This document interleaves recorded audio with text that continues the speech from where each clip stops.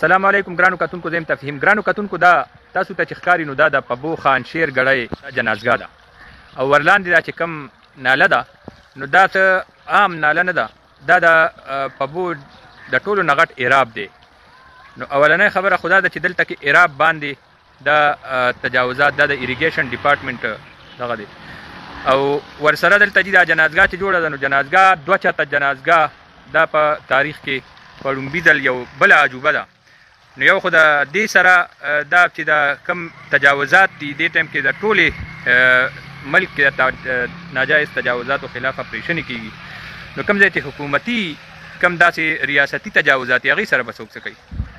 نو زه داسې تېرېدم چې ومې کته نو ما ویمې چې دا دوه چته جنازګاه خو مونږ چته نه وه لیدلې او دې حوالې سره د خلکو هم یو رد عمل دی چې تاسو جنازګاه دپاره داسې کولو ځای نو چې په ایراب مو جوړوله لکه ایراب دی دا د ټولې پبو د نکاسۍ او د داسې مونسون موسمونو کې بیا چې سیلابونه راځي نو په داسې حالاتو کې دا خوړونه او ایرابونه دا ډېر د اهمیت حامل وي او دا طبعي هم دې ځایونو نه کېږي چې کوم ځای کې په دې کې به دغه تجاوزات دي.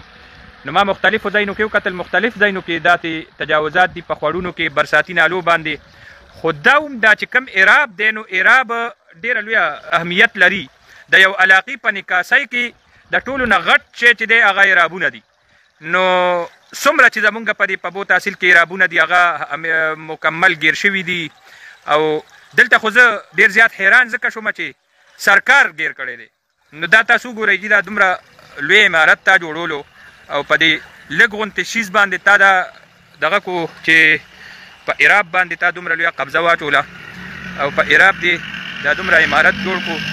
بیا دلته ورسره دا پمپ شته خو پیسې پې ډېرې لګولي دي. پیسې چېرته ویشتې دي نو بس ټیمې ده نو د پبو ټیمې کارنامه ده. دا وګورئ دي د ځناورو لکه ګډې چیلای پکې دلته کې ساتلی کېږي. دا دلته کې خلک جنازه کوي. دا وګورئ دي دا دلته کې نه ده او د سماتي څه دغه شته نه او داسې چاره ده هم نه، خو پکې بره دوه چتونه دي. نو پیسې بې طریقې او بې توکه لګولي. دا ایراب دی او په ایراب باندې دا تعمیرات.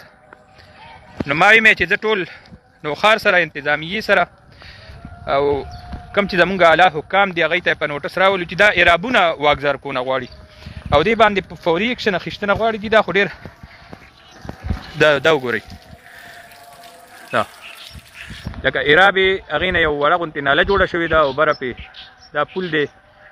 تجاوزات دي به هر حال ډېر غټه. دا ستا جنازګاه ده د پبو خان شیر ګړی.